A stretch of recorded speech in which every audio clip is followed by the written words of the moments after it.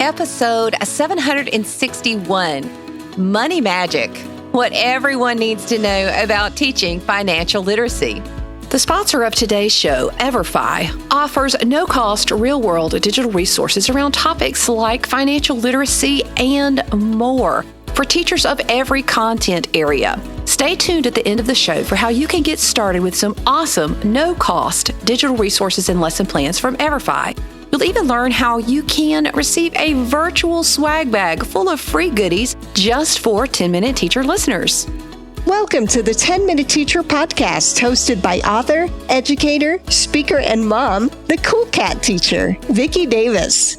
Today we're talking with a 15-year financial literacy teacher, Kailen Stover, about all we need to know about teaching students about money. So, Kailen, let's take a look at the big picture about financial literacy as a whole. Are most states now teaching this, or is this on the increase? What's going on with financial literacy education right now?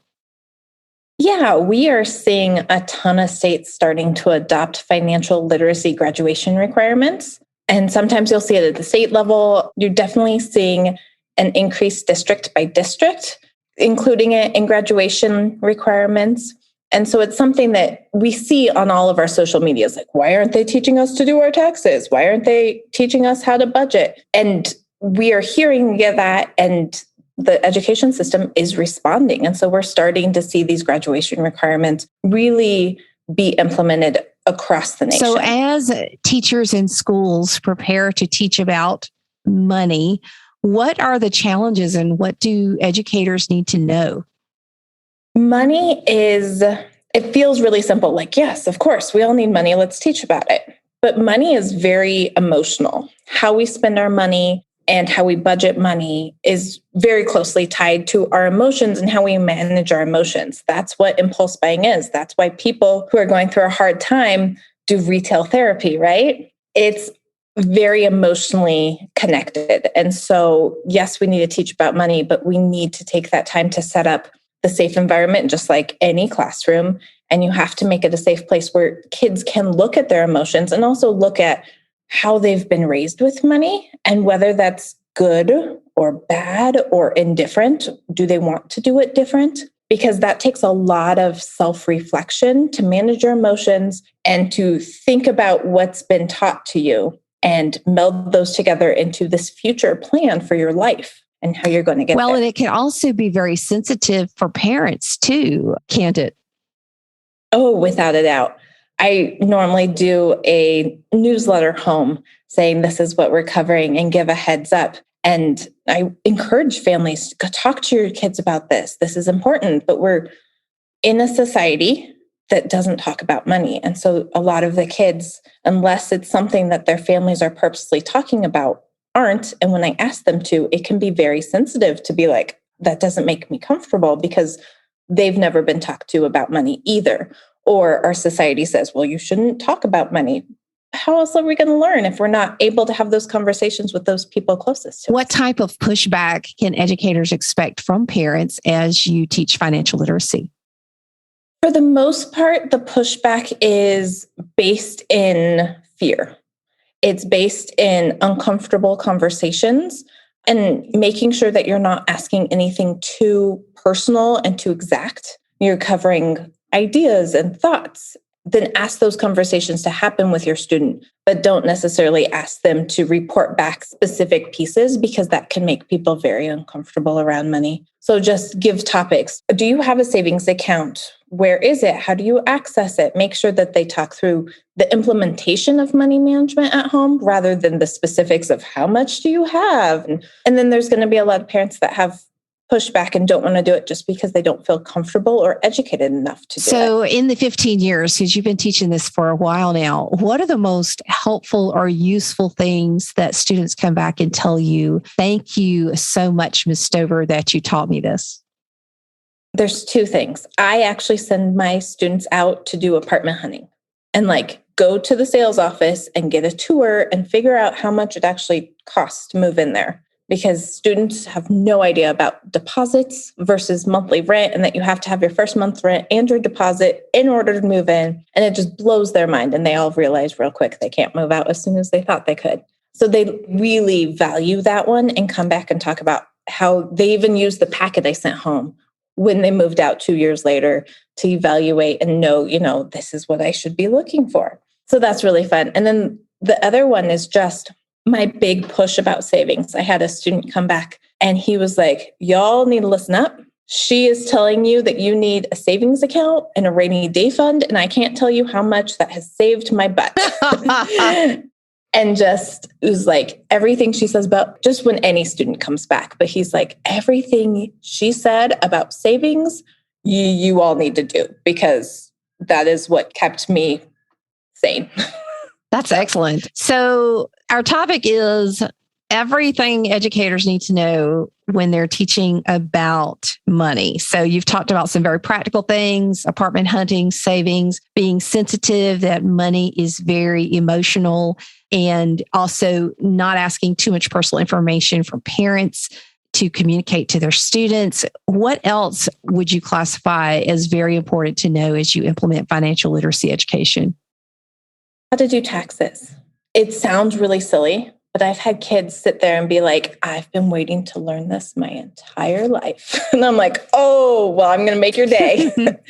And it doesn't have to be so they can be tax professionals. That's one of the big things I push. No one's asking you to be able to do everything. Find what you're good at and find resources for the rest. But the idea of taxes terrifies kids because it's this big thing that looms over them. And to be able to walk them through very basically, because there's some great programs that they can do online for free to do their own taxes and to take that fear out of it. It feels like an adult monument, right?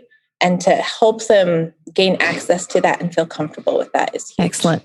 What do you think, Kailen, is the most difficult thing you have to teach about money? And let's move aside what we've already discussed about the sensitivity about personal information. So what other difficult things do you talk to students about that you kind of see that they are taking a shift in their mindset about it? The idea of investing, I think, is really difficult for students. They get savings. They've been told in some way or form that savings is important. But to understand that savings is great, but savings doesn't get you anywhere in the long run, that you have to be able to invest it. Investing is scary. The idea of the stock market, the idea of real estate, the idea of risking everything and losing it, because we see that story play out over the news all the time, is really scary for students, especially students of color and students that come from low socioeconomic backgrounds that have never seen anyone invest, don't even know how to start investing. And then you say that you can do this, and all the places they can go start are old white names. So finding resources for them, whether it's apps or, here is a place in our community down the street that you can go talk to someone and make those first steps with. And then giving them enough knowledge to feel comfortable asking for more information. Because again, I'm not asking them to be experts. They don't have to go be financial advisors. I'm just trying to get them enough information, enough of the start of a seed to grow in the directions that they want to grow and to protect themselves in the long run and be able to retire and enjoy retirement and enjoy their life once they finish work. I had a great uncle who often said the greatest and the worst thing ever invented was compound interest, depending on the side you existed on. And just helping students and adults understand that is life-changing. It is. I have a lot of students that are scared of credit cards because they've always been told how bad they are. And they can be super bad, but they can also be a great tool if you use them in a safe manner. And so walking through what is credit? How do I use credit? But I've always been told credit cards are bad and I shouldn't have one. I'm like, well, how are you going to get a credit score so you can actually rent that apartment? Because they pull your credit score. And if you don't have one, they won't let you rent at the nicer apartments, and how it compounds into your phone bill and your everything pulls a credit score. And so understanding that credit score and then understanding how to build it. But that credit score doesn't mean you're good with money, right? Like a credit score is a very different algorithm than saying I'm good with money. And if I get laid off, I can pay my bills and I'm going to be okay. So understanding the difference and then understanding just credit as a whole is really hard. I know a story of an old farmer who, overalls, tobacco juice dripping out of his mouth, goes in to buy a couple of Mustangs, literally, and said, I want to buy 2 Mustangs. So one for me, one for my daughter. And they said, well, let me run your credit. He says, no, I don't need no credit. I got cash. And he had cash right there. Well, he would be the type that wouldn't have a credit score because he did not use credit in any way, but he did have the cash. So just understanding, not that that's what everybody is going to do, but understanding there's a difference, I think is important.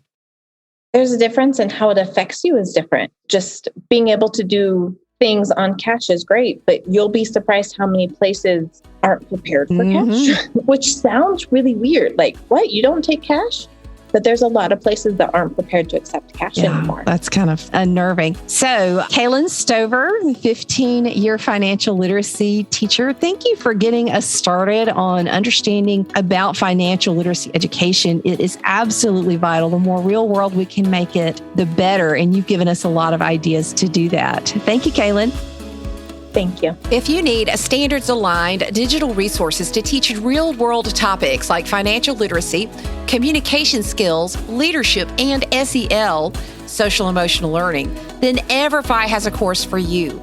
This past school year, EverFi had over 72,000 active courses with 4.8 million student enrollments. These digital resources are free to K-12 schools, so every teacher has access to them, no matter your classroom setting. From sports to banking, you will find a topic with a real-world angle that your students will love. So go to get.everfi.com/coolcat. That's get.everfi.com/coolcat and get started today. And when you do, sign up to get a virtual swag bag full of free goodies and check out the show notes for links. So remember, get EverFi, everybody. If you enjoyed today's 10-Minute Teacher podcast, why not subscribe on iTunes? You can also catch up with Vicki on Twitter at CoolCatTeacher or level up and learn with her blogs and free resources at CoolCatTeacher.com. Thanks for listening.